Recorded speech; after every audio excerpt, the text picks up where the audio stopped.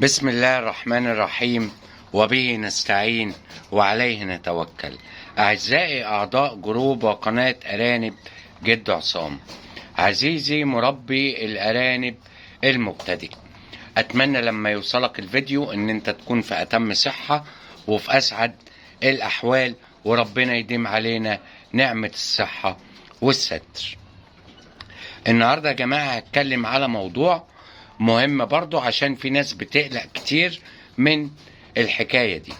الأرنبة اللي انتوا شايفينها حضراتكم ديت قدامكم ديت عشر من يوم 21/10، زي ما حضرتك شايف كده.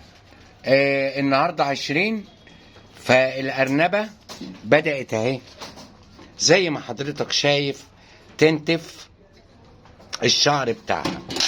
في بقى حاجة هنا مهمة، لما باجي احط العلف للارانب اللي هتولد، دي معلومة عشان محدش يتخض لو عنده ارنبة بتولد ويقول لي ما بتاكلش والكلام ده.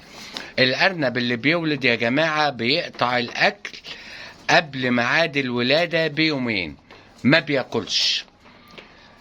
ممكن يشرب مية، ممكن حضرتك تدلعه بجزرايه، بلقمة عيش ناشفة، بخيارة، بأي حاجة زي كده، بحزمة بقدونس.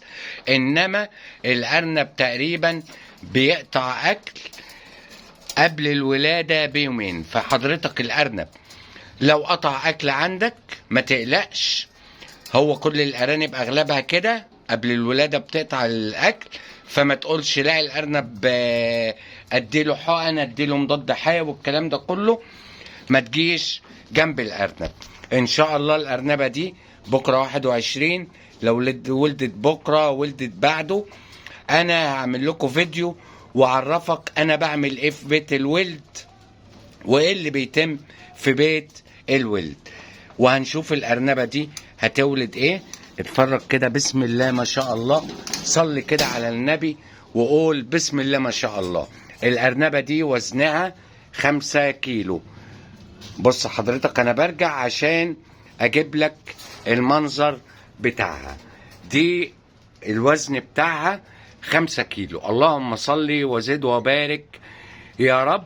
وربنا يا رب يجعل كل واحد مربى ارانب الارانب عنده تبقى بالجمال وبالحلاوة ديا، ويرزقكم كلكم. اتمنى ان انا اكون فدتكم في الفيديو الصغير دون، وهنتابع الارنبة دي ونشوف هتعمل ايه. لو عجبك الفيديو شيره، اعمل لايك، والسلام عليكم ورحمة الله وبركاته.